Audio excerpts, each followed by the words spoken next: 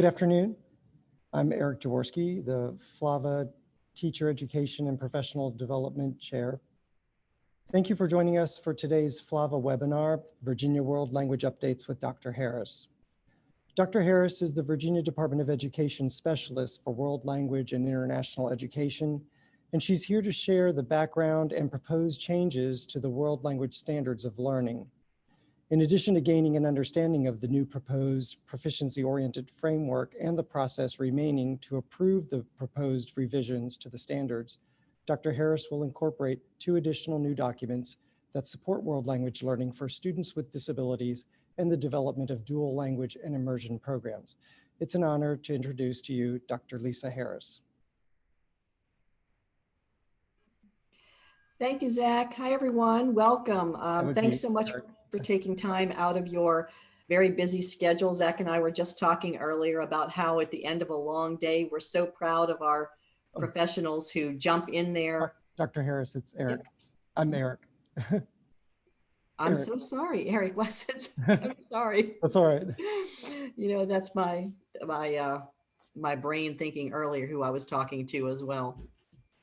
So as Eric said, and I'm sorry, that we were, just saying how great it is that you all take time out of your afternoons to join us, even after spending long days, either teaching virtually or in Zoom meetings or in your schools, and just how proud we are that in our profession, our teachers still come and participate in professional development even after those long days. So welcome and thank you for joining us. Before we get started, as Eric said, we are recording today's session, but also I'm hoping that we'll make this as interactive as we can. And so I'd like you to use the chat feature to interact with each other and to answer questions that we pose along the way.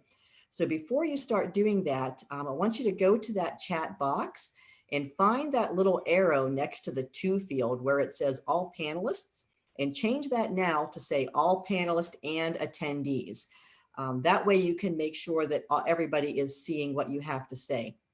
So some of you who have started the type already saying hello, it's only coming to the panelists. And so please go ahead and make that change. And then go ahead and introduce yourselves. Start letting your colleagues know who is here on the webinar with you. Just put your name and where you're at. And if you want, you can put what language you teach or anything else that you'd like to share with your colleagues.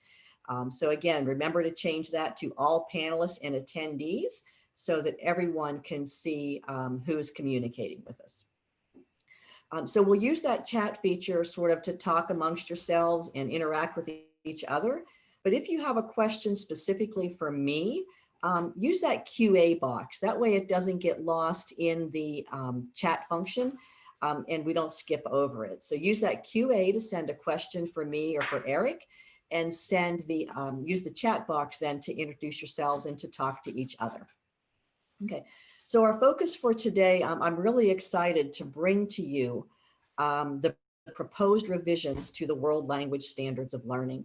And we've had some teams working on this quite a bit, quite diligently.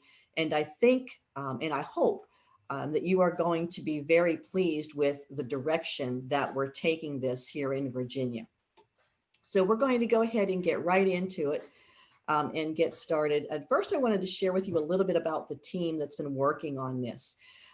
We had representatives from all 8 of the regions in Virginia, the superintendent's regions. And when we chose the people to serve on the committees, we tried to make sure that we had as broad a representation as we could. Selecting teachers and supervisors who were in their early, mid, and late careers, making sure that we had representatives from as many different languages as we could, and from as many different school divisions around the state as we could. And when we put our external review team together, we made a real strong effort to make sure that we had our 4-year public and private universities represented, and our private schools, our language organizations, and our community colleges, to make sure that we were getting feedback from as broad a range as possible within our profession. So for those of you who are not quite as familiar with the background for how the standards of learning got developed, we were part of the initial standards development all the way back in the early 80s. And we've gone through 4 revisions since that time. Some of them were significant revisions and some of them were just tweaks. The most recent change that was made was actually outside the revision process. And that was in 2017 when the name was officially changed from the Foreign Language Standards of Learning to the World Language Standards of Learning to align with the change in our standards of accreditation. And so here we are now. It's been 7 years again since our last revision, and we are now going through the process that will bring us the proposed changes for 2021. So this is what we've done so far in these changes. Back in January, we took to the board the process and timeline, and they approved the process that we proposed. And after that approval in February, we opened up for initial public comment on the 2014 standards. So we were asking you to let us know what your thoughts were about what we currently have and the direction that we needed to go. And then throughout the spring and into the early summer, we worked on analyzing those comments and coming up with ways to address the needs and the suggestions that were put forth in those public comments. And then in July, we pulled together that writing team and we met virtually, which was very interesting because this was the first time we've done this process without having the opportunity to meet in person. So we met virtually and we went over all of those recommendations and the framework that we drafted out, and then continued to work on revising the standards and coming up with additional items to add to that framework. Then after that writing committee met, in my office, we worked on putting together all the drafts from the different teams. And then in September, we met with that external review team to get their input, which was initially very positive. We heard from universities and community colleges who thought that the direction that we were looking to go was very forward thinking and that it would put us right there on the forefront with those who were trying to incorporate proficiency-oriented instruction into our practice. So that brings us up to where we are now. And these proposed revisions, again, these right now, these are proposed, these have not been adopted yet, but these proposed revisions will go to the Board of Education for the first review in November, on November 19th at the BOE meeting. So if you have comments that you would like to make on any of the proposals, you are welcome to send comment to the Board of Ed. And also that comment mailbox is still open also. And I'll share that a little bit later to where you can send that. Okay. So as I said, we started out getting public comment and we got some themes that were sort of grouped together throughout the comments that we received from everyone. And the biggest #1 comment that we got, the most common request, was the request to align our standards to the proficiency levels instead of to course levels. And that's a huge switch for us. So you can see that we took that to heart and incorporated that into the proposed framework. And I'll show you what that looks like here in just a little bit. The next most common request we had was to change the way that the standards were grouped together, to move away from having individual languages and move into the 3 major language families of just modern spoken languages, the visual languages, which for the most part for us is ASL, although it could incorporate other sign languages as well. And then the classical languages, which for in Virginia is primarily Latin, but also a little bit of ancient Greek. We also had requests to create standards specifically for American Sign Language, and also to incorporate elementary programs and heritage language programs. And then finally, we had some requests to expand the language targets and to add more resources for implementing the standards in the classroom and guidance on how to do that. So that's the broad themes that we came across in the public comment. And we used these to help guide the work. So taking that public comment into account, And then the focus areas from the Board of Education and the department. The team started out the process using the lens of focusing on bringing the best possible document to the field that we could. So from the beginning, we decided that we wanted to ensure that we were correlating what we did to the Virginia profile of a graduate, and in particular, the Virginia 5 Cs, which align real well with the World Language 5 Cs, and incorporating the global workforce initiatives into any of the progress indicators we developed. We also wanted to make sure that we focused on maintaining those cross-content connections and the technology integrations that we had already in the current standards, and then to bring an additional focus on building literacy. And when I show you the framework, you'll see how we accomplished that. And then finally, the third lens that we asked ourselves to look through was to make sure that we viewed the proposed changes through the lens of equity, culturally responsive instruction, and ensuring that we did not overwhelm with expectations that were too high. So we wanted to make sure we included that social emotional learning piece in the lens that we used. So here you go. You get a look at what those proposed changes incorporate. So the very first one, and the one that really drives everything else, is that change from aligning to the course levels to aligning to proficiency levels. And again, that was our #1 most requested change. And so that really is driving the entire framework by reorienting around that lens. The next was changing the way the standards were divided up. So rather than having modern Roman alphabet languages, non-Roman alphabet languages, French, German, Spanish, Latin, we've grouped them together into those language families. We've got the modern world languages, classical languages, and visual languages.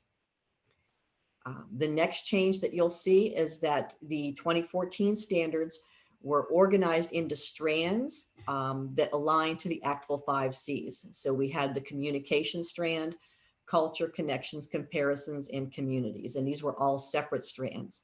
In the proposed new framework, these have been changed to correlations, but the strands are primarily around the communication strand, and specifically the 3 modes of communication.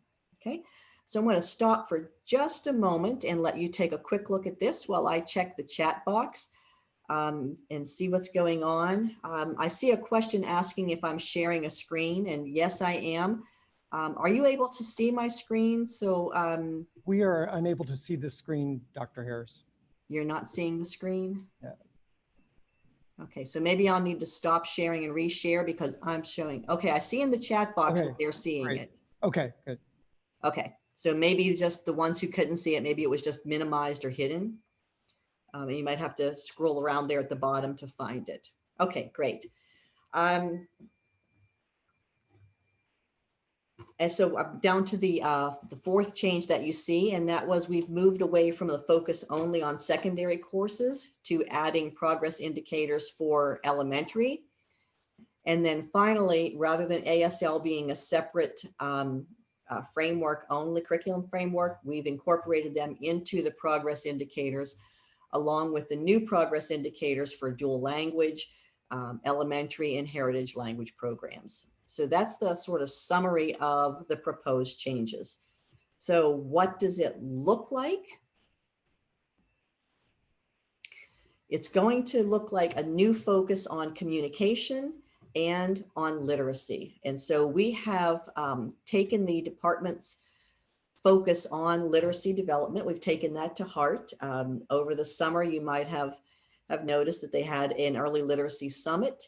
And that there was a focus on best practices for reading instruction and learning for non-English speaking students. And we've incorporated that into the framework by having a new strand called Communicative Literacy.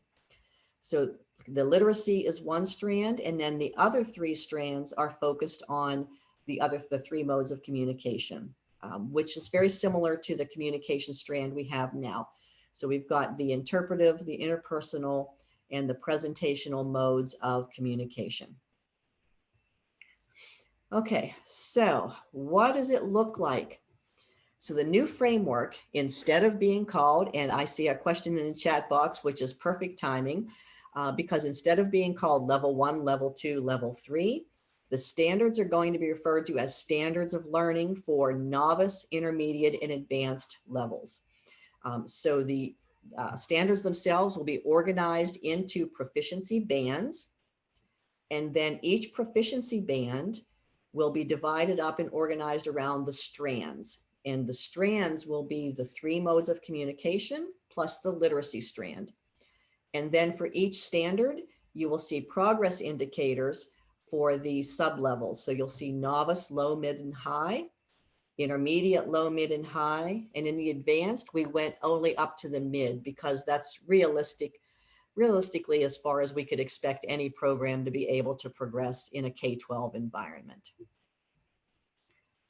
So within those, a little bit of explanation of what that looks like. So the strand is the mode of communication. So interpretive, interpersonal, or presentational. For each strand within that proficiency level, there will be benchmarks. And those benchmarks are going to be those overarching statements of what students should know and be able to do both linguistically and culturally within those major proficiency levels of novice, intermediate, and advanced. And then for each one, we'll also have a set of goals which are related to the sub-levels. So these are the desired end results within each of those sub-levels. So within novice, we have the novice low, mid, and high. It would be the same for the intermediate and the advanced. And then come the standards. And the standard itself is that statement of the knowledge and skills that the students need to master within its corresponding proficiency level.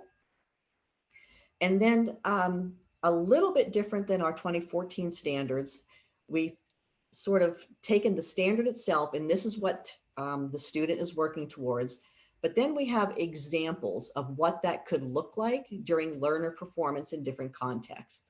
So this is a sample of the progress indicators for modern world languages, but then we also have those progress indicators for what that standard would look like in action in an elementary program or in a heritage language program or in a visual or classical language program.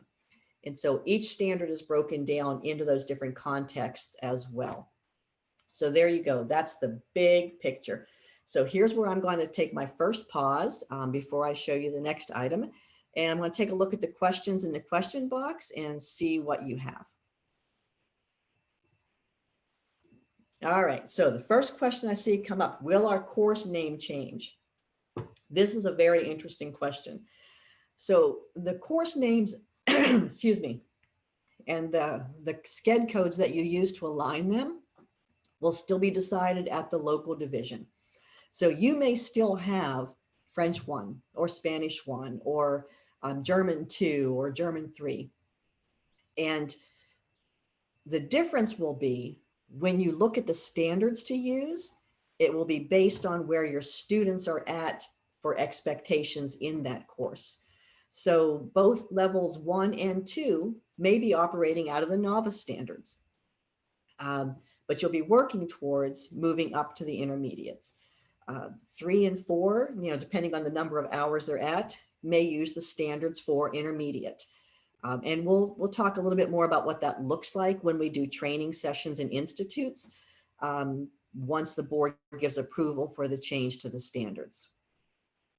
Okay, so the next question, how will this change expectations for diplomas? And how would we communicate this to our students and administrators? That is a great question. Communication is going to be key with this move to proficiency aligned standards. So if the board approves these, and again, these are proposed revisions, none of this is final until the Board of Education puts their stamp on it and says, yes, we will adopt these and approve them.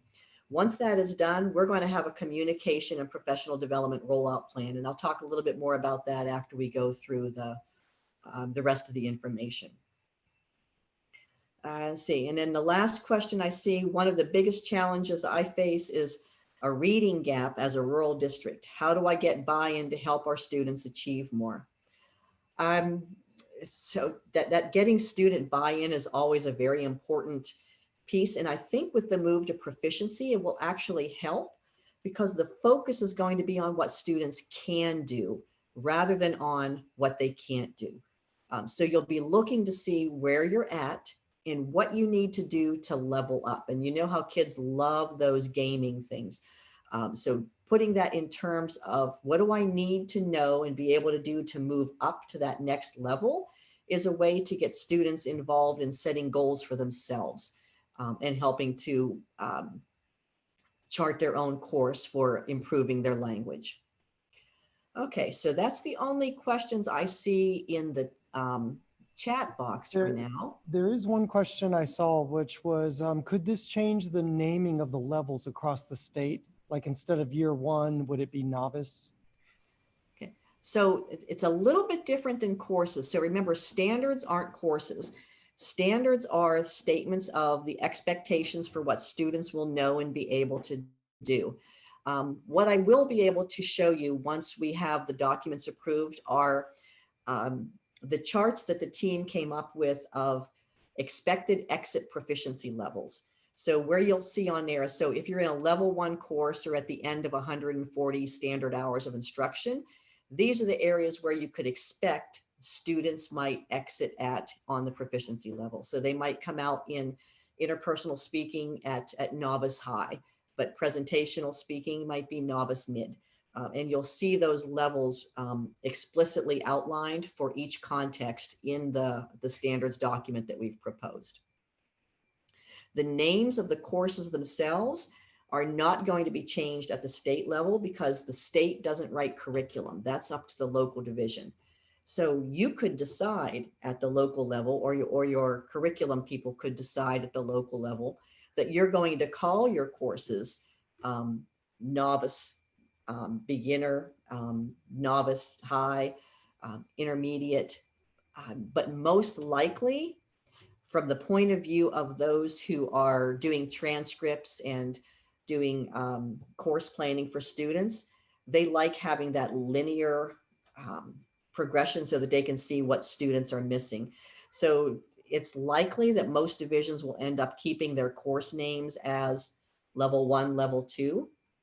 But what the standards will do is help you better align your expectations for what students will be able to do in those specific levels. Okay, I'm looking here. I think before I go on, I see another question here. So at the end of the course, if they haven't moved up on proficiency, would they take the course again? And how does this affect the advanced diploma? So again, good questions. Whether they take a course again is depending on the grading system you use at your local level. So the exit expectations are based on research and their recommendations, but they are by no means to be considered a state mandate. It is a local decision as to how grades are awarded, and it's the local school division that awards credits. The state doesn't award credits, the local division does. So it will only affect the advanced diploma in that you will better be able to see what the target expectations are for students who have completed a certain number of years or a certain number of hours of language study. And it'll be able to better align those long sequences of study to your expectations for what students will know and be able to do when they get there. Okay, so to that one. So the content in terms of course structure and assessment, again, the curriculum is determined at the local level. What you'll see in the progress indicators will be some examples of what that could look like. So the standards are what the students should, what you're striving to reach by the end of that course sequence. In this case, if you're, say, for example, you're currently teaching a level 1 course.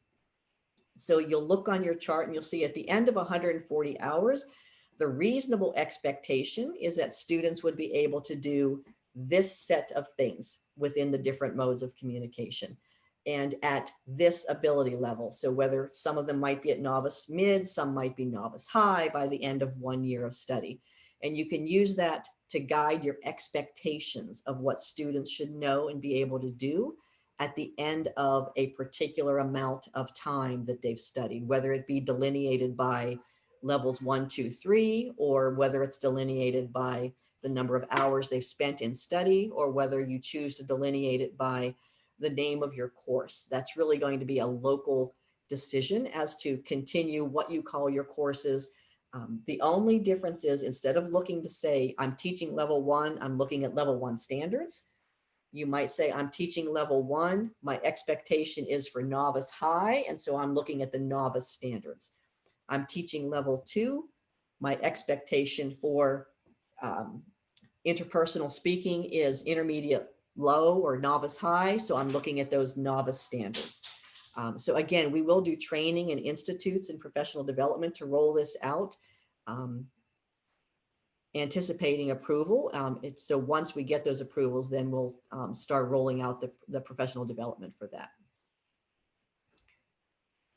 Let's see, how will these changes affect content? I think we just went over that one.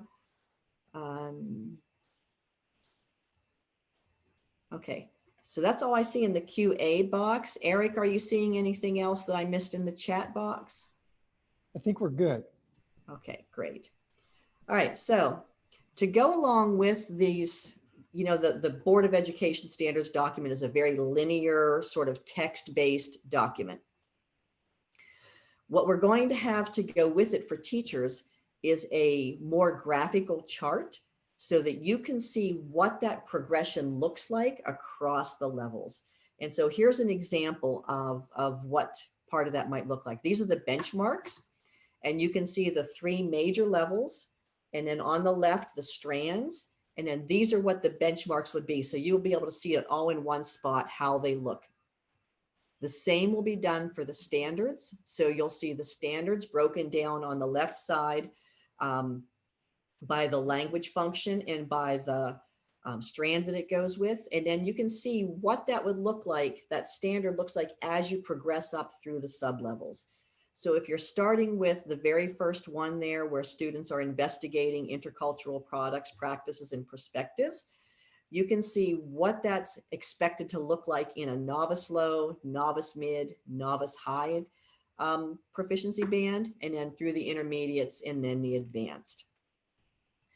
And then to go with each standard, you will also see some sample progress indicators. Now, this is the part that is the examples, okay? It's what helps you see what that will look like in the classroom. What you're seeing on your screen now, you see a lot of these color coding. This is where the team that worked on it looked at each one of these progress indicators to see, does this align with the profile of a graduate? Does this address equity? Does this show a technology integration? And that's what these little color codings are. We haven't quite decided what this will look like in the final document, so don't be too worried about whether the colors are showing up well or not. But it's just part of the process the team used to help develop the progress indicators and make sure, number one, that we carried them all the way across so that you could see the progression. And number two, that we kept in mind those correlations that I told you we wanted to ensure that we included in our standards, so that when your administrators ask you, how are you supporting technology, you'll be able to see right there in the progress indicator some things that you could do that reinforce technology integration or that reinforce culturally responsive instruction. So that's just a little snippet of what that support document will look like. And again, remember that Board of Education document by design is very linear. It's accessible, and it's designed to be posted online and not necessarily the thing that will be most useful for the teacher. We hope that these charts will be a lot more useful to you to see and understand progression. And I see a note in the chat box for it being useful to help people understand what language classes are about. And I think you're absolutely right. Being able to show that move from using, single words and lists up to using a sentence to a string of sentences to building paragraphs, and that progression of language is something that we'll be able to demonstrate by pulling out this chart to show the progression and the scaffolding that's there. All right, so I'm going to stop there once again. Well, before I do, actually, I did just want to share a few notes from the external team. So these were some of the things that our colleagues in universities and community colleges gave as part of their comments when they reviewed. Part of the worry was, how will this translate to the students who are going on to college and university, and what will the colleges and universities do? And you can see that as a whole, they were very responsive to this move towards the proficiency-based standards. One of our representatives from the Transfer VA, which is the organization that works towards making sure credits go from the community colleges to the four-year universities seamlessly, was very enthusiastic about this move to proficiency levels and how that will help with the K-16 articulation. We had a comment saying that this was blazing a path for language acquisition and the forward-thinking process that we used. And then we had some comments from teachers as well. And that one talked about how the ASL team did a great job in incorporating progress indicators that will be useful for teachers of American Sign Language. And really most of the comments from the teacher side focused on the appreciation for increasing student agency and voice in this language learning process. And that was a real goal that we had, was trying to make sure that we have an emphasis on the language acquisition for students so that they could start learning the language rather than a focus on learning about the language. All right, so I'm going to stop there again. I'm going to take a look down to the question box before we go into the next steps. And I'm looking at the QA.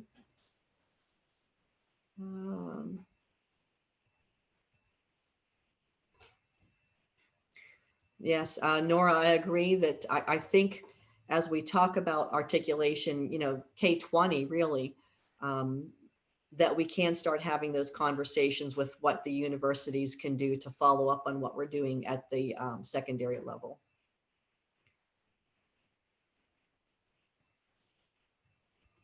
Okay, so I'm not seeing any other questions in there. We have one question in the question box. How soon would any changes be implemented?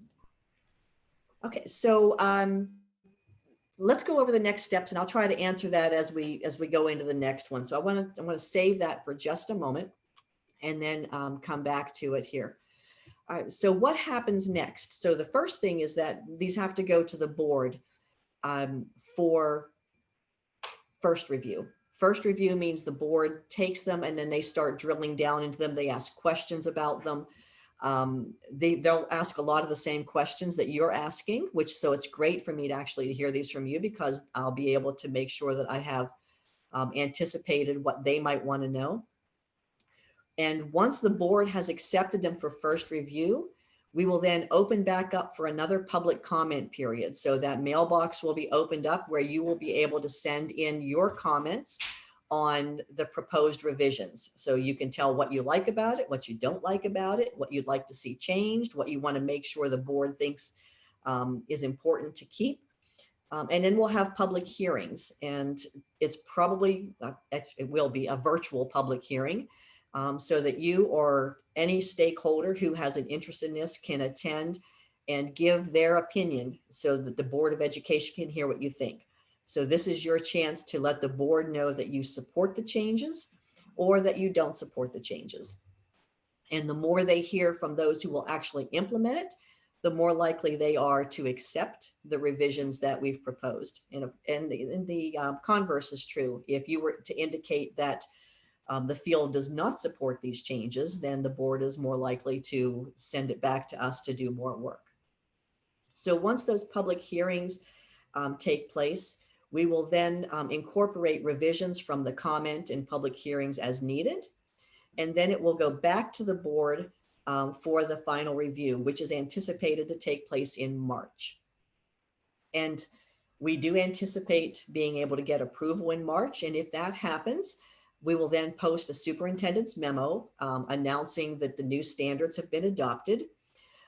We will update the website to include all the new information. And then we'll start with our communication and professional development plan. So the communication will receive some one-page documents that we can send out for use for administrators to be able to have so that they can see what the changes are, as well as some recommendations for them on what to look for when they start to be implemented. And then we will do the professional development. We will have summer institutes. We will be having our World Language Wednesday sessions, which will return in January. So we'll have several that will focus on implementation of the standards. We will have the revamping of our support documents. So the current document, which is the implementing the world language standards in Virginia classrooms, will be updated to implementing the 2021 world language standards. And we'll be taking suggestions for additional professional development that's needed from the stakeholders. So we will be communicating with our post-secondary institutions, asking them, what do they need? We'll be inviting them to webinars and updates. We'll be meeting with the supervisors for the districts so that we can assist with the division professional development and providing as many resources as we can to implement. So back to your questions, when will this take place? Because we are not a state tested area, we give a lot of latitude to the school divisions on rolling these out. So generally what happens is that we have a year of professional development, and then school districts are most likely to start rolling them out one level at a time, so that students who are already enrolled would operate under the existing standards. And then as new students come into the program, you're rolling them up through the new standards. School districts absolutely have the option, if your program allows for it, to just say we are adopting the standards and we're operating here. I think it's possible to do that because you're not working towards a test, and the content of what will be happening in our classes doesn't change a lot. It's the expectations for the pedagogy and what the outcomes are that will really sort of change where our focus is for that. Okay, so that's a bit about the next steps and the timeline for that. November 19th is the date for that first review by the board. December and early January will be when the public hearing will be held, somewhere in there. January to February, we'll make those changes based on the public comment and the public hearings. And then March, we anticipate the vote from the Board of Ed on the approval or not. So that's where we are in general. I already mentioned the professional development piece, so I'm not going to go back over that again. But I am going to pause here now to give you a chance to share your thoughts about the changes, questions you might have. So I'm going to take about 2 minutes, and I'm going to stop talking, and I'll turn my video off so that we can just have some thought time. And I'm going to have you put in the chat box, what are your initial reactions and thoughts to the proposed changes and any additional questions you might have. So I saw a few changes or a few thoughts in there. So I'm going to ask the rest of you to just sort of think about it for a moment and type into that chat box, what are your initial thoughts on the proposed changes? Okay, so I'm going to stop my video for a moment and let you think.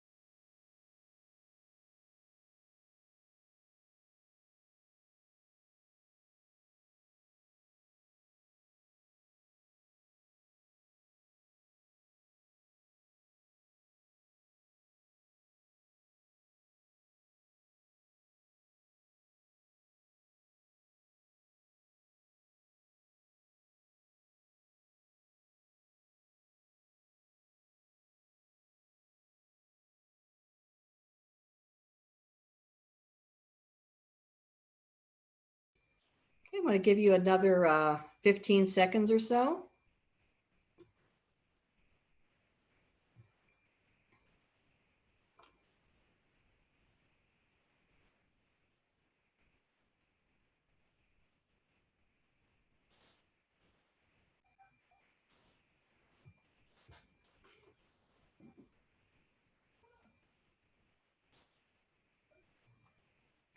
Okay, so I'm seeing some questions come in, and I'm going to go to there first before I go over the chat, because there's a lot coming through in the chat box as well that I want to make sure we take time to look at. So the first question I see up in the question box still is, where and when will we get the schedule for these? Will it be like an email a few weeks before the hearings? So we'll be sending out a superintendent's memo, which will be posted after the board accepts the standards for first review, and that will announce the public hearings. And I'll also be including it in my newsletter that will come out afterwards with the updates. So if you don't already get the newsletter, make sure that you sign up for that. And I'll put the link for that here in a little bit in the chat box. And also keep an eye out for those superintendent's memos. They get posted every Friday on the DOE website. So November 19th will be the the Board of Education first review. And then the superintendent's memo should be posted either the next day or the following Friday, depending on, because it's a holiday week, what that schedule will look like. So keep an eye on that, and I'll also make sure it's in my communications as well. So next question, if I understood correctly, did you say that school divisions will have the latitude to usher in the new standards for already enrolled and new enrollees as soon as they're available? That always stays the prerogative of the school division. Most don't choose to do that. Like I said, the most common way is to do a rollout.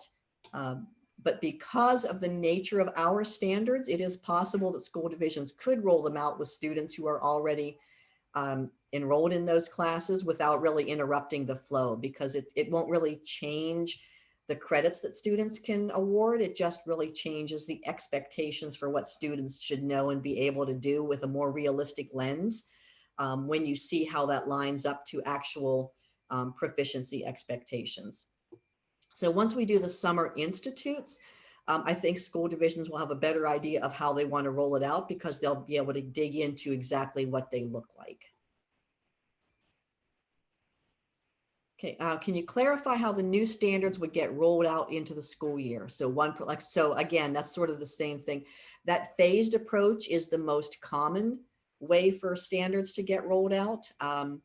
Some divisions do them levels 1, 2, and 3, and then everybody else.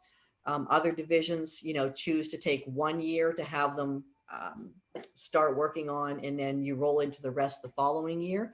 But that really, it's going to be a local decision how you roll them out. And that's one of the topics we'll do at the Summer Institutes, are some different ways that the standards could be rolled out based on the changes that are included in them. Okay, so that's all I see in the question box. I'm going to go back here now and try to scroll up through the chat. And Eric, please let me know if you saw something in particular in the chat that I should address while I go back here and look.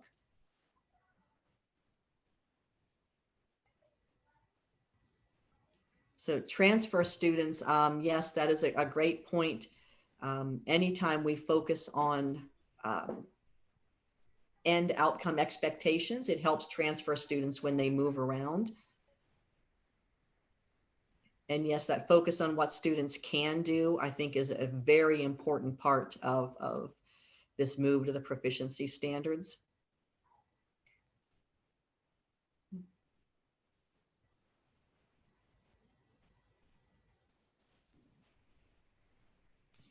Yeah, talking with non-language teachers and those who are still resisting comprehensible inputs. Okay, so the standards are not going to be dependent on any particular methodology. The standards are the expectations of what students can do with the language. Now, those of you who are CI teachers, I know that you've got a good grasp of what we're talking about, because you've got a well-developed understanding of proficiency levels. But you can reach proficiency levels without adhering to any one particular methodology. And we don't prescribe methodologies from the department.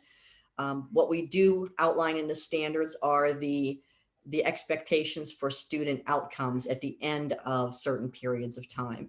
And the means that you use to get there is a local decision. So if you're using CI methodology, that's fine. If you're using another methodology that gets students to that same point, that is fine also. It's the outcomes that we are going to be agreeing on.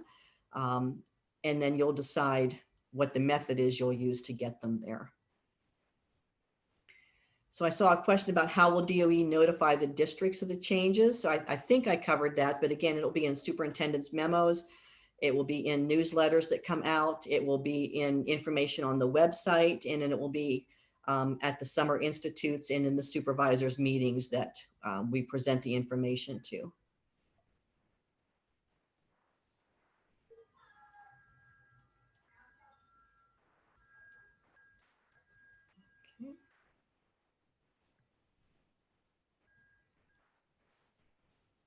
Okay, awesome. I'm loving the comments that I'm seeing. Thank you so much. This team worked so hard. They put a lot of long hours in over the summer. The steering committee, I have to really give a big shout out to for the direction that they helped to take the teams in as they worked with the teams to make sure that everything was aligned to our expectations and correlated to all the things we wanted them to include. So somebody mentioned in the chat, and this is a good point, about approaches for students and teachers who are looking at the seal of biliteracy. And you're absolutely right, because as we focus more on the course outcomes aligning to proficiency levels, we know that our students need to get to intermediate mid proficiency in order to qualify for the seal of biliteracy.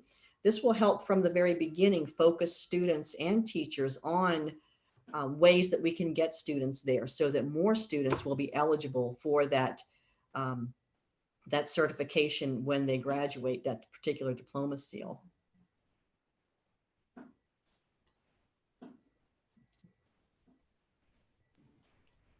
I saw one question in the chat box about buy-in with some teachers, because I'm seeing mostly positive comments about the proficiency and moving towards proficiency.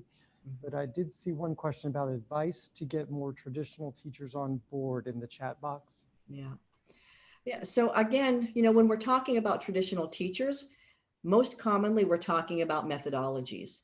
In a lot of traditional teachings, the outcomes were focused on more what students knew about the language. And so I think the way we're getting our teachers on board is that what we're changing is our focus on what the outcomes should be. Our outcome expectations are now more based on what students are able to do with the language and not so much about what students know about the language. And that was true even in our 2014 standards. If you look at them, you're not going to see anywhere in there, does the student know how to conjugate a verb? Or does the student know that past participles agree in gender and number with preceding direct object pronouns? You're not going to see that anywhere in our standards. That's been part of curriculum at the local level, but the standards are based on the expectations for what students can do. Can I ask and give directions? Can I talk about my family and friends and what things we like to do together? So that's the outcome that we're looking for. So as we focus more on what students can do with the language, and again, what they can do, not what they can't do, I hope that even teachers who are traditionally more comfortable in talking about those end expectations of the what and the how, and they will focus more on the why and the ability to use that language for its intended purpose, which is communication. Okay, somebody in the chat is asking about a particular platform, Duolingo. Duolingo is a language learning platform, although I can't tell you what their intent is behind it. So somebody who actually uses Duolingo would have to answer that. I don't use the individual apps myself, so that's not one I can really answer. right, so in the question box, I'm seeing Ohio DOE has a bunch of great rubrics. Will Virginia DOE be generating some of those, perhaps in the works already? So one of the common requests that we got in the public comment was for follow-up and support materials. And yes, we will be looking to see what kind of things we can add on to help with this rollout. The world language consultants at the Ohio DOE are really good friends of mine. So I actually have an in there to being able to pick their brains and get some assistance with what they did to move for that. And so that is one of the things that the steering committee is looking at. So once we get the standards approved, because we have to go through this first step, once we get the standards approved, then we'll be looking at what resources need to be added on to help with the implementation of the standards in the classroom. Okay, so I'm not seeing any more questions in there. If I missed any, please do let me know, either put it in again or put it in the QA box so that we can go on. But we have just about, Eric, we have just about 30 minutes still remaining. So you have as much time as you need, but 6 o'clock is our limit, but Okay. you know, I don't want you to feel like if we conclude earlier, it's not a problem either. Okay, I just wanted to make sure we had time to go to the other areas. So I have several other things prepared for you, but I only want to give you what you need. So here's my next question to you. In the chat box, what other updates would you like to hear most about? Do you want to hear about the online application process for the Governor's Academies? Do you want to hear about the new guidance documents for world language and special education? Do you want to hear about the dual language immersion guidance document that was published? Or do you want to hear in general what's going on with supporting virtual learning? So in the chat box, if you would, go ahead and just put your thoughts in here. What would you like to hear about? And I will pull up information for those particular areas to share with you. And Eric, maybe you can help me pull out what the first one should be based on what we're seeing, because it's going by pretty fast for me.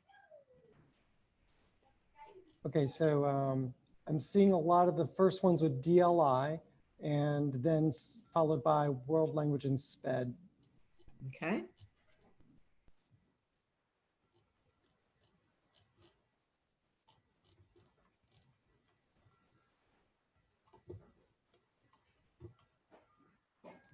And one came in on support for virtual learning. Okay. All right, so it sounds like what I'm hearing is a lot of the new support documents that are out. So I'm going to go ahead and share my screen again, but I'm going to try to go to the internet with it. So just be patient with me for a moment while I pull up the Department of Ed's world language page.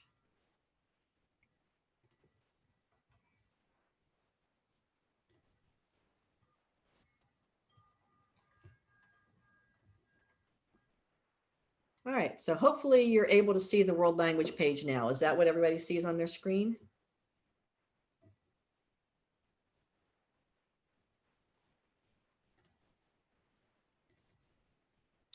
Okay, great, thank you.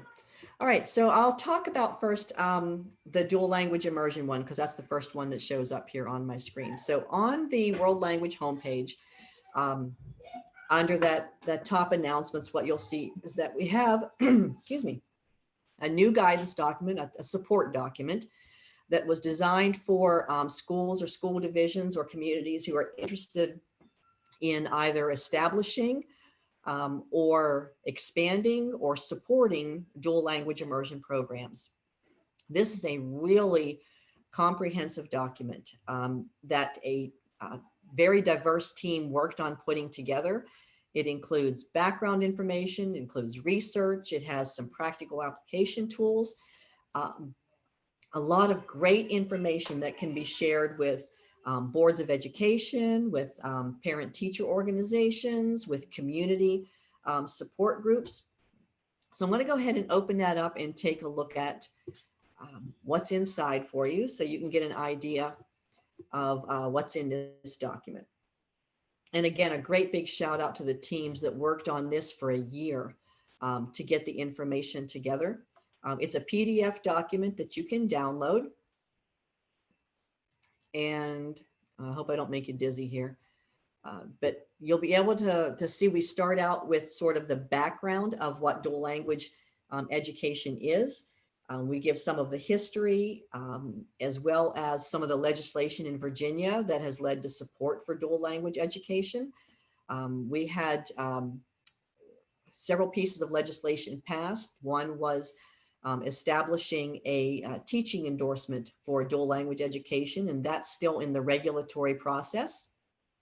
And then there were some others that talked about dual language as a support for English learners. And there was even a resolution of recognition for the work that was done by VADLN, which is the Virginia Dual Language Educators Network. And that particular organization is open to anyone who is interested in dual language immersion in Virginia, even if you're not currently in a school that has it. If you're looking to support that program or trying to find out how to bring it to your school district, that's a great group to connect with. So a lot of that background information, including the benefits and the research behind those benefits, is included in that first section. And then in the second section, we actually provide some models of what dual language immersion programs can look like. And there's several different ways that you can implement it. And we talk about each of those different ways in there. And then in the third section, we get down into that practical manual side. We've got different examples of enrollment policies, of program design, the scheduling, the curriculum, how to engage your community. That's all covered in that third section of the document. And then we've got some support sections and appendices where we've got more information specific to different types of programs and answers to some specific questions about implementing the programs. So this document's available to anyone. And again, it's on the DOE website. If you go right to the doe.virginia.gov, on your left-hand side, there's a menu that says instruction. And when you click on that, over on the right-hand side, it will say world language, and that takes you to my page where all of the world language updates are located.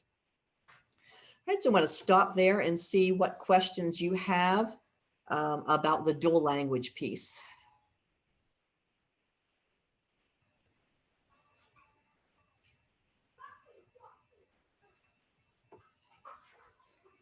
Okay, so we're going back to the standards. So before I go back to those questions, let me just see if there's anything on the DLI. Okay, well, I'm not seeing any questions on that one. So I'm going to skip back again, just because there's a few questions came up on the back to the standards piece. So there's a question here that's they're echoing something in the chat. I wonder if we will ever see SOL defined for world languages. I'm not sure what you're asking. We have SOL for world languages. The SOL are the standards of learning, and that's what these are. What we do not have is an SOL assessment, a statewide assessment for world language. So if that's what you're asking about, there are no plans to implement a statewide world language assessment. The assessments, as you've probably seen, are actually being scaled back. And we've had recent legislation passed to reduce the number of SOL assessments that students have to take. So there are no plans at this time, and I don't foresee any plans for a statewide world language assessment. We do have, however, something I think is better, and that is the seal of biliteracy.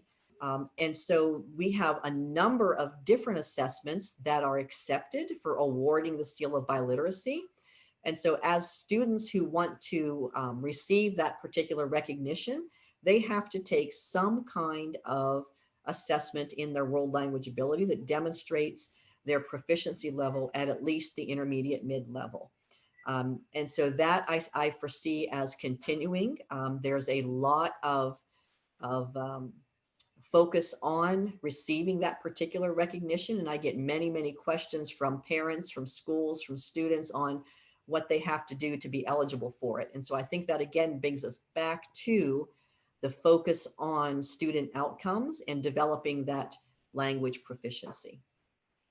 Okay, so the next question that I see, still on the standards, focus on proficiency levels, allow us to be supported by our counseling office and admins for having high achieving students jump levels. So we're falling into the local control area.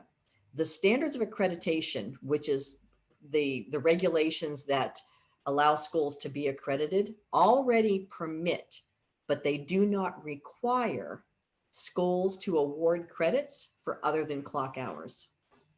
So if students were to take a proficiency exam and score at a, say they came back at an intermediate low, school divisions already have the option of being able to award credit for students who have learned their language wherever they learned it, outside the classroom, as a native speaker, in a heritage or community school. So that's one option. The other option is if you give a pre-assessment to students and they are already operating at, as you said, a novice high or intermediate low level, you already have within your local division the authority to place students at whatever starting point you want. The question then comes down to how you award the credits. So if I start students at level 2, they would have to take levels 2, 3, and 4 to get the traditional credit route, unless you are doing a credit by exam. So I hope that answers the question. If it did not, please feel free to put another clarifying question in. Okay, so the state assessment, we did answer that. Okay. There was a question about how we would go about updating Virtual Virginia. Jill, can you give me a little bit more information about what you're asking there? I'm not quite sure what you mean by updating Virtual Virginia. Virtual Virginia actually operates as a school division on its own. So there's a lot of local control over the curriculum. They will be aware of what our standards are and where they are included in the information we send out. So if you could let me know exactly what it is you're looking at for updating Virtual Virginia to make sure I answer your question. I'm not sure I completely understand what you mean. Okay. All right, so while we're waiting for that, if you have other questions, again, please feel free to keep putting them in that chat and QA box. But I am going to go ahead and show you the other new guidance document that came out this year. You might already be aware that we had one document for supporting world language learning for students with disabilities that came out a few years ago. And that had a lot of the research and background and talked about some ways that we could include strategies that meet the needs of students with disabilities. So the document that came out this year was sort of a companion to that. And it added some, not only some additional strategies, but also includes some sample lesson plans for teachers to use in a classroom, and then an analysis of those lesson plans to show you exactly why that was good for students with disabilities. So close your eyes, I'm going to scroll. So if you get dizzy, I don't want you to get dizzy, but I do want to take this all the way down and show you those sample lessons. So you can see we start out with some specific strategies, and then down on page 12, we're going to talk a little bit about the lessons.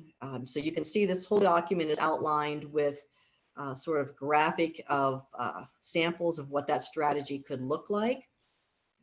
For each one that we talk about, it has that application piece that's included with it. And then we go to the lesson examples. For each of the 3 lesson examples, it tells you which language group it was meant for, the title of the lesson, and what proficiency level it's targeted to. And then that lesson is detailed out with what the objectives were, what the teacher did to prepare for the lesson, what the teacher did step by step during that lesson, what assessments were used to see whether students met the goals of the lesson, And then it's followed up by an analysis of why was this lesson successful for students with disabilities. And it goes through what the teacher did and points out specifically what the teacher did during the lesson that made it accessible or that made it suitable. And there's one thing you're going to notice as world language teachers, and I know you know this already, so much of what we do to reach our students with disabilities are things that we already do in good language teaching. When we are teaching for language acquisition and to meet the needs of students who come from all kinds of language backgrounds, we are already using strategies that meet the needs of many, many different students. And so a lot of here, what you see here is not going to be new, but just a new way of thinking about it as to what you're doing and how that meets the needs of different learners. Okay. So that's the second document that you see out. And I'm going to go ahead and go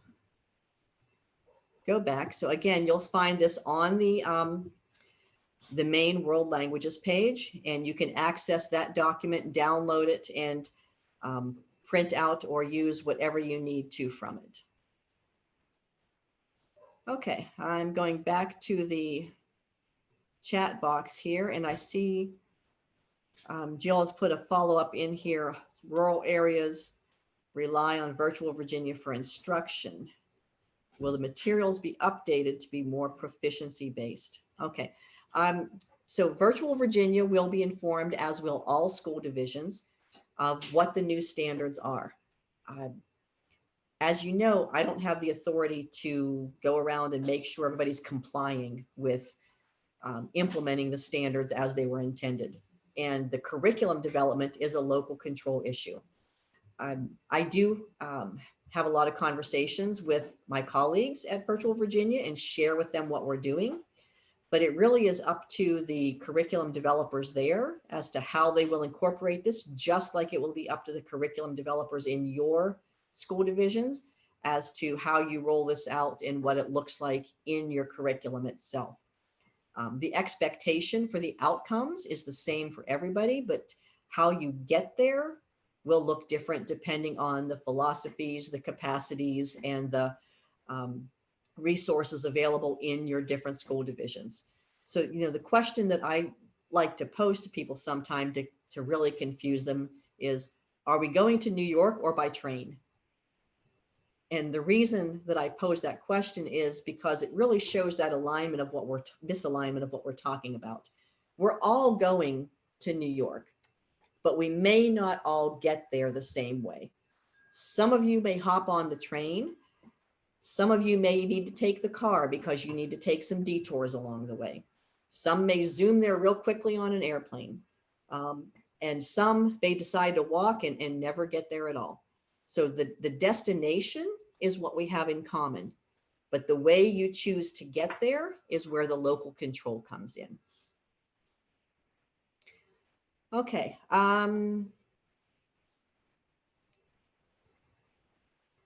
I see Sarah. I've got an answer right on here from Sarah from Virtual Virginia in the chat box. So if you want to take a look at that, so you can see that Virtual Virginia has been incorporating the ACTFL proficiency guidelines for the past several years. And as more guidance becomes available, they'll be revising curricula accordingly. So thank you for jumping in with that.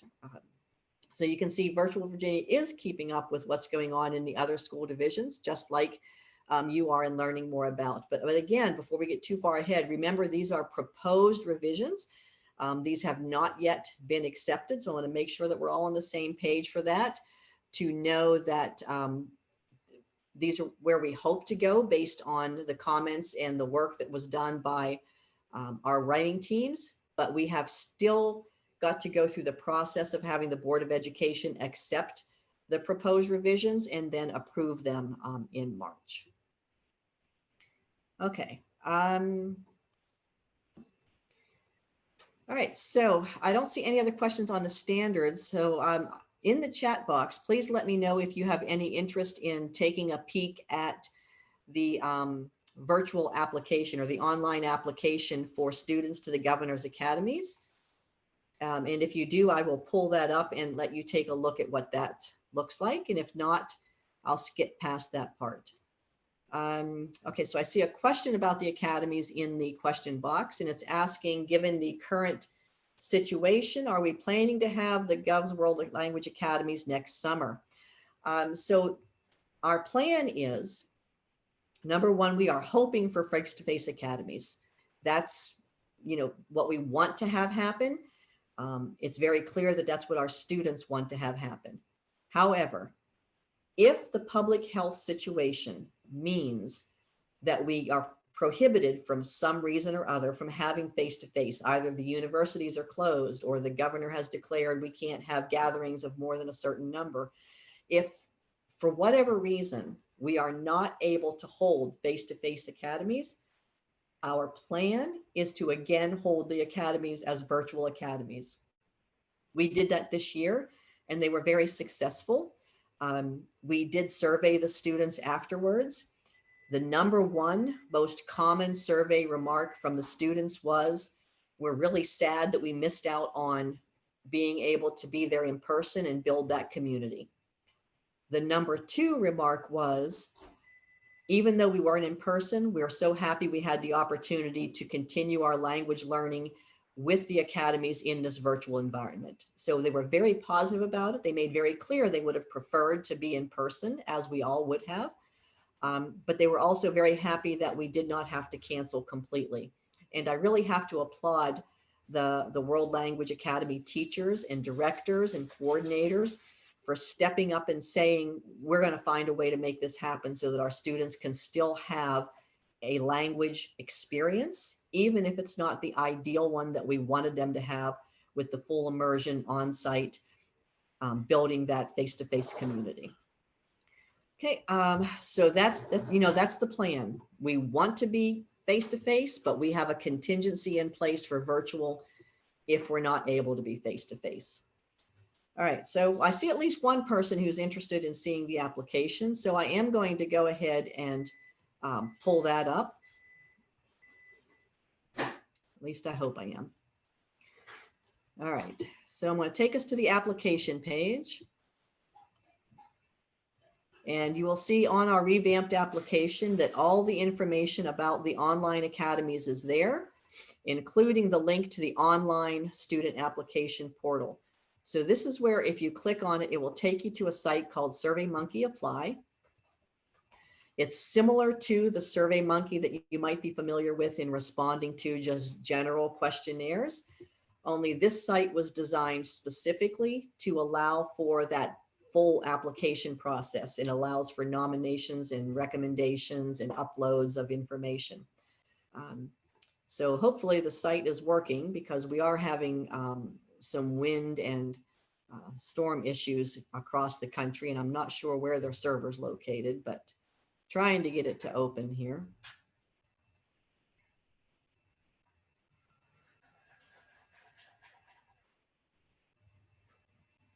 There we go. All right, so when you log in and click this link, the first thing it's going to ask you to do is register. So this is step one, whether you are a teacher giving a recommendation or a student applying to a program or a teacher interested in teaching at the academies themselves, you'll have to register for the site, and you only have to do this once. And then you'll save your login information, because you can come back as many times as you wish. Once you've registered for the site, you can then apply. So this is what the students will see when they click on the link to the website. There's also a link to the staff application page if you're interested in working at the academies as either a teacher or a resident assistant, or applying to observe at the academies. And when you click on that green apply button, it's going to take you to a login page, and it's going to ask you to provide your login information. And if you don't have one already, it's going to ask you to register. So I'm going to go ahead and log in real quickly.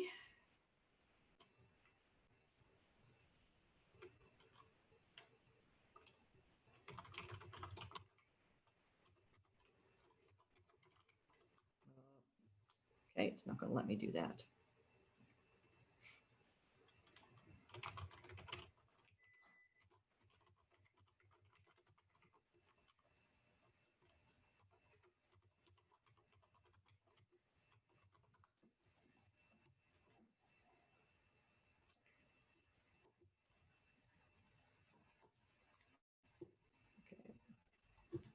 Sorry, that's a user error. That's not the site.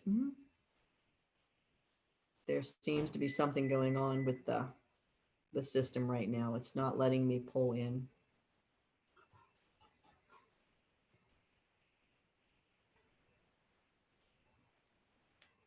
All right, so I'm going to go ahead and go in through my dashboard and see if it'll let me go that way.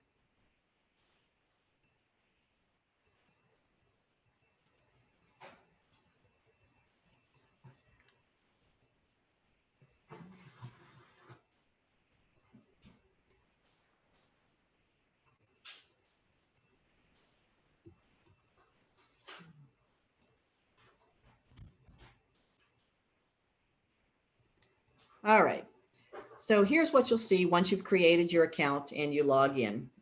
It tells you that there's two things you can apply for. You can apply for it as a student, or you can apply as a staff or teacher observer. I'm going to show you the student application.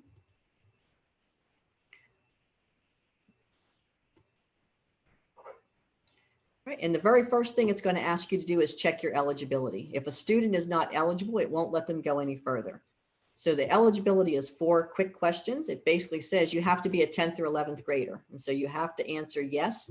That could be at a public, private, or homeschool, but you have to be enrolled in either 10th or 11th grade. Your parents have to be residents of Virginia. That means they have to live within a zoned school of Virginia. That's not talking about like legal residency. It doesn't ask you for citizenship or anything. You just have to be a resident of Virginia. You can't apply for any other program in the same year, and you can't have attended any program in a previous year. So once you've said you're eligible and you mark that as complete, you can then go on to complete the application. And you can see that if you look on the left-hand side, there are several parts to the student application. The first one is where they will give their information about themselves. And that's just, your name, address, your language that you're applying for, that kind of information. The second one is where they will answer the questions that will be rated on their application. So they talk about their background, their travel, their languages they've studied, their willingness to take risks, and that other information.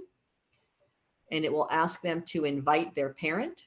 So when they get to this, it's very simple. All they do is click request a recommendation, and then you put in the name and email of the person you're asking to fill it out. So in this case, you send this to your parent or guardian and saying, please come click here so you can fill out your section. When the parent gets the email, they click on it and it brings them to the same thing as the student, and they fill out the form. Then they request the recommendation from their world language teacher. Again, they fill in your name and email address, and then you get an email saying you have a request for a recommendation. And then they have to request their second teacher's recommendation as well. And that's the end of what this, and then they have to request their transcripts to be uploaded by the guidance counselor. And then that's as far as the student can go. Until those pieces are received, they can't go to the next step, which is to ask the school to nominate them. Once the student completes their application, then they come back to this, and it will then say you can click on it, and it will say, send this to the person and email address who is going to approve the nomination. That's usually the principal or the person the principal has designated to be able to approve nominees for your school. So the process hopefully will be much smoother once everybody gets used to this electronic piece. And it will enable students to track where their application is at. And if for some reason along the way they're disqualified, they'll get an automatic notification. It'll say your application was disqualified. If the school decides that they are not going to move their nomination forward, they'll get an email saying you were not selected as a local nominee, and everything will move forward electronically. So I'm hoping that this will make it a lot easier than printing out those applications and signing them and returning them and compiling them and mailing them and making sure they're postmarked. So they still have to take their test. When they complete their application, when they do these parts, it's then going to tell them to come back and make sure that their school has scheduled them for a language test. So the language test this year, and I'm actually going to go ahead and stop sharing because we don't need that now, will be the same ones as last year. It'll be the PLACE or the ALERA.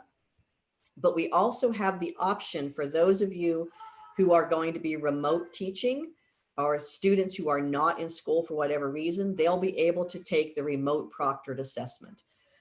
So both the Avant Place and the ALERA for Latin will be available for remote proctored if needed, but again, only if needed. If students are at school, we ask them to take it just like they did last year, proctored. The other big change for testing this year is that Japanese students will be able to take the PLACE test. It won't be used to determine whether they're accepted, but it will be used to help make sure we form the right level of classes. Because as you know, we take beginners for the Japanese academies, and we've had a very hard time dividing the students up into the classes because they come from so many different backgrounds. So any student who is applying for the Japanese Academy that has studied the language will be asked to take the PLACE test so we can use that to form the classes. If they have no language background, they won't take the test and they would just automatically go into the beginner class. Okay, so I don't want to spend too much time there because not too many folks had put in an interest for that. So I want to make sure that I give you what you want, but not too much. And I know that we only have about 7 minutes scheduled left, and I want to make sure I leave time for your questions and whatever you would like to hear more about. So is there anything else that you have burning on your mind from an instructional or standards or any other initiatives from the DOE that I can answer for you?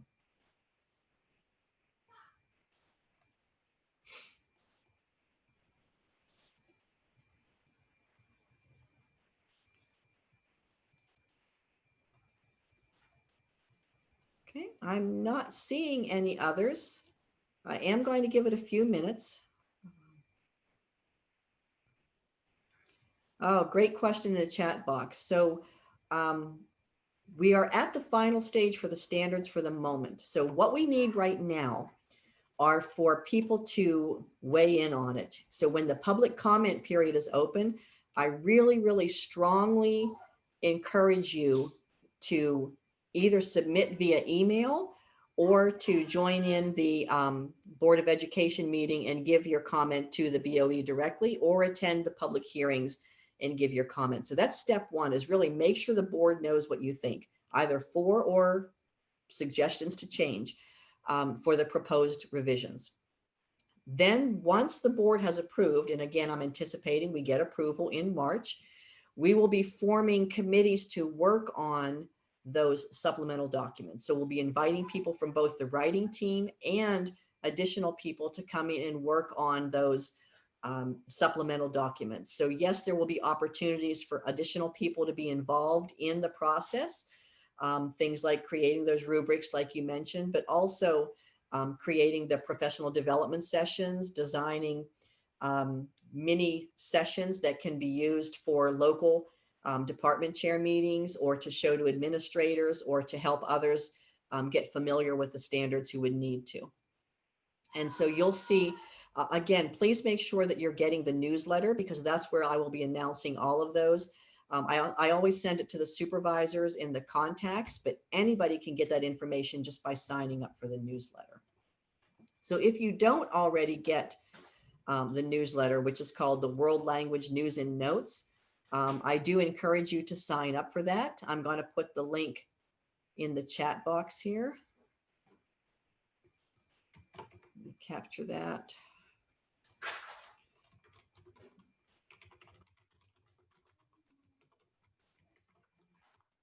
Okay, so in the, oops, I'm sorry, I didn't take my own advice and I forgot to change the who it goes to. Let me send that to everybody. Okay, so in the chat box is the link to the newsletter where you can sign up to receive it. It usually comes out at the beginning of the month, but I also send out supplemental issues whenever there's something that's warranted. So there's like quick updates that will come out periodically as well. Okay. I see somebody has a hand up. Senora Dunstan, did you want to ask a question out loud? I have unmuted you if on my end, if you would like to unmute and ask a question. I'm giving you a bunch of sentences in Spanish. What I'm gonna do is kind of see if I can help you to think about things in English. Can you ask that again? I had a video run in the background. Yeah, I just saw your hand was up. Did you have a question? No, I think I hit that by accident. I'm sorry. Okay, no problem. Just wanted to make sure. Okay, so I don't see any other hands up. And I'm looking in the chat box. And I don't see any other questions. So I don't want to keep you longer than you need to, because I know it's been a long day. So I'm going to stop there. And I think, Eric, we can probably go ahead and stop the recording and you can do any closings, but then I'll stick around if anybody wants to ask any individual questions.